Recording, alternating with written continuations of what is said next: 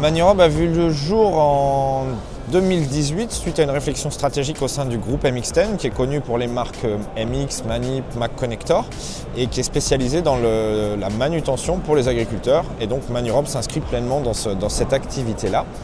Le souhait en 2018 au démarrage, c'était de trouver une solution qui permette d'automatiser les tâches de manutention récurrentes dans la cour de ferme en étant le moins intrusif possible par rapport au système tel qu'il existait au départ de l'exploitation sans devoir la modifier, contrairement à ce qu'on observait vis-à-vis des solutions robotiques disponibles alors à ce moment-là.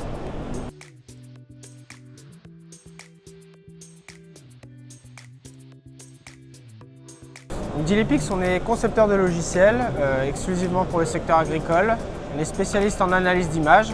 Globalement, on va aller récupérer des images qui proviennent de différents types de caméras. Ça peut être des caméras de surveillance placées dans des bâtiments d'élevage, ça peut être des caméras qui sont mises sur des machines agricoles. On récupère ces images et on va les détecter, reconnaître des problématiques, des situations particulières pour pouvoir y répondre. On n'est pas en direct pour les exploitants. Nous, notre cible client, c'est plutôt B2B. Donc c'est des machinistes, c'est des vétérinaires, c'est des cabinets de conseil, ce genre de personnes.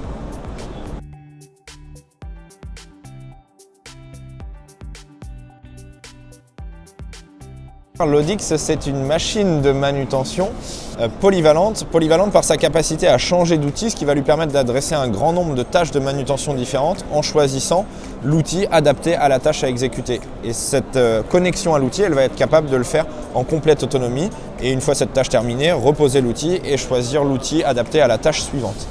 Cette machine, on l'a voulu électrique, absolument, et donc elle est 100% électrique, elle embarque la batterie qui fournit l'énergie pour l'ensemble du véhicule. Et puis l'élément clé, c'est son autonomie, dans le sens où on le comprend très vite en la voyant, il n'y a pas de poste de conduite parce que l'objectif c'est que ces tâches de manutention récurrentes qu'elle prend en charge, elle les exécute en complète autonomie, en arrière-plan, mais sans nécessiter d'intervention humaine.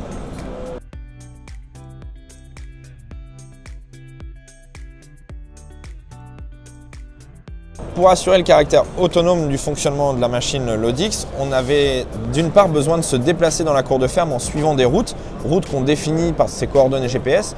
Et là, on a utilisé des technologies classiques dans le monde du véhicule autonome, GPS, RTK, centrale inertielle, odométrie, ça on a pu le développer par nous-mêmes. Par contre, une fois arrivé à ces points spécifiques qui sont notamment les points de chargement de matière, ces technos-là ne sont pas opérantes et on avait besoin d'un capteur qui nous permette de localiser le point de chargement pour ensuite nous exécuter notre séquence de mouvement.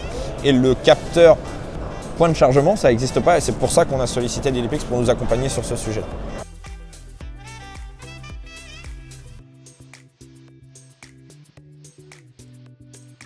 Effectivement, comme a pu le dire Pierre, nous on est intervenu d'abord sur la partie conseil, spécification, parce qu'il a fallu trouver le bon capteur adapté au cas d'usage que là on voulait traiter. Et nous, notre expertise, elle est arrivée en phase finale sur cette approche de manutention, c'est-à-dire qu'une fois que la machine était sur zone, devant un tas de matière en silo ou devant de la matière en vrac, notre rôle c'était uniquement de la détecter, savoir où elle se situait par rapport à la matière, la localiser, à quelle distance, est-ce qu'elle est à 5, 10, 15 mètres, et détecter l'endroit optimal pour pouvoir charger cette matière. Donc sur un silo, le bon front d'attaque, sur un tas en vrac, le bon point de chargement au sol. Eh bien, toutes ces notions-là, ça fait partie des algorithmes que l'on a déployés au sein de l'Odix.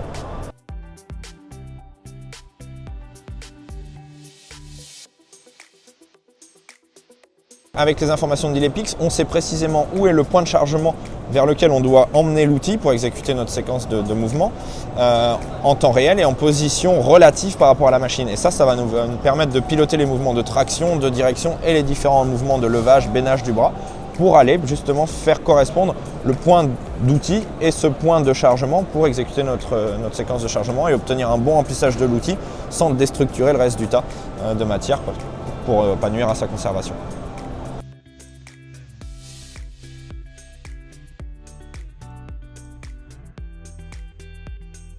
Quand on a identifié ce besoin de localisation relative qui était vraiment spécifique sur ce sujet, localisation de matière, on s'est rapproché de l'INRIA avec laquelle on avait des liens parce que c'est un acteur de la recherche du territoire, on est rennais, il y a l'INRIA à Rennes aussi avec lequel on avait historiquement du lien, qui nous a réorienté vers Dilepix parce que Dilepix avait la capacité à exploiter dans une situation plus concrète, un lien avec un industriel, les technologies existantes chez l'INRIA.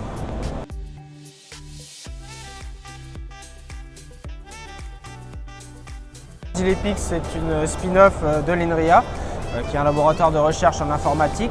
Et donc nous, plus particulièrement, on est issu d'une équipe de recherche qui était spécialisée dans tout ce qui est contrôle robotique par l'utilisation de la vision par ordinateur.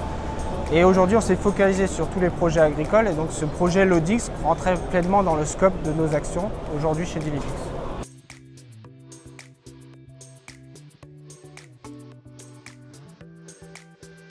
Après une phase vraiment dédiée recherche et développement en grande confidentialité, aujourd'hui on a choisi de présenter la machine sur le salon pour discuter avec un grand nombre d'utilisateurs.